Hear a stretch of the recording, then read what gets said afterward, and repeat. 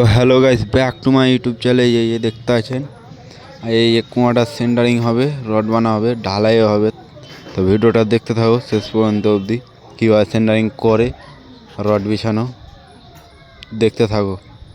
চলো দেখাচ্ছি।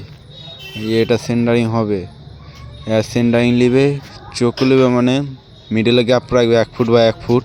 এই আমাদের লেবার ওটাই সেন্টারিং হবে। চলো দেখাচ্ছি। এই যে সেন্টারিং করছে, এই যে দেখো, কিন্তু গ্যাপ নিবে, তো গ্যাপটা করে না, এখন করবে দেখবে।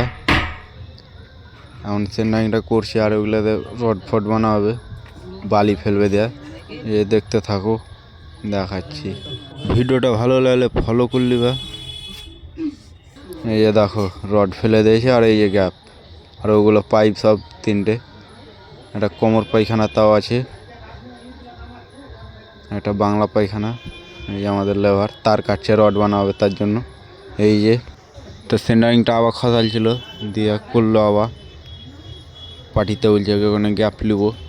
তা আগে বলেনি গ্যাপ নিবে, তাই জন্য বলেছিল কিছুটা গ্যাপ নেবো, তার জন্য 1 ফুট বা 1 ফুট রেখে দিয়েছে গ্যাপ। পুরোটাই যদি ঢেলে দেয় তো পরবর্তীতে মাল খালি করবে কি করে। এই যে পিছনে দেখতে আছে লেবারের পিছনে, এই যে ওটাও ঢালাই হবে।